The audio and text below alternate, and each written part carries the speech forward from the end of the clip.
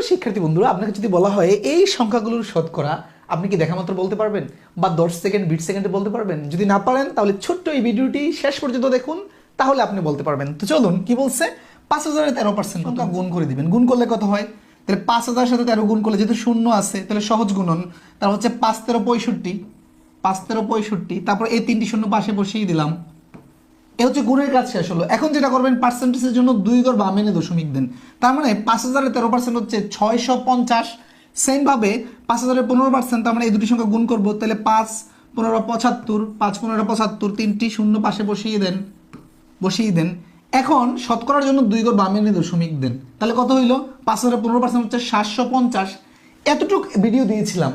তো কিছু স্টুডেন্ট আছে না যে টিচারকে আটকাতে চায়, তখন বলে যে আপনি তো শূন্যগুলো দিচ্ছেন, সহজগুলো শূন্য ছাড়াগুলো দেন, এই জন্য শূন্য ছাড়াও কিছু রেখেছি। তো চলুন এগুলো বের করি। যে 512-এর 3% কত হবে? তাহলে সেমভাবে গুণ করব। তাহলে 512-কে 3 গুণ করলে, আপনি এটা মুখে মুখে গুণ করেন যে 500-কে 3 গুণ করলে 1500, আর 12-কে 3 গুণ করলে 36, তার মানে 1536 সেম। এখন দেখেন যে কি করব আমরা, এই যে পার্সেন্টের জন্য 2 ঘর বামে এনে দশমিক দিলাম। তার মানে 512-এর 3% হচ্ছে 15.36।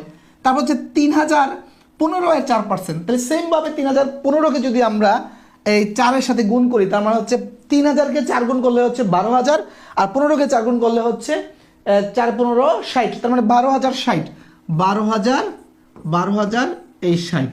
ঠিক আছে, এখন যেটা করব আমরা, শতকরার জন্য 2 ঘর বামে এনে দশমিক দিব।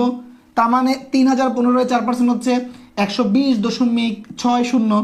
তারপরে 55-এর 5%, তাহলে 55-এর সাথে যদি 5 গুণ করি, তাহলে হচ্ছে 5টা 50 নিলে হচ্ছে 250, আর 5টা 5 বাদ গিয়েছে প্রতি ক্ষেত্রে, তাহলে হচ্ছে 25, তার মানে 275। এখন শতকরার জন্য 2 ঘর বামে এনে দশমিক দেন। তার মানে 55-এর 5% 2.75, 33-এর 3%, 33 আর 3 গুণ করলে হচ্ছে 99। এখন শতকরার জন্য 2 ঘর বামে এনে দশমিক দেন।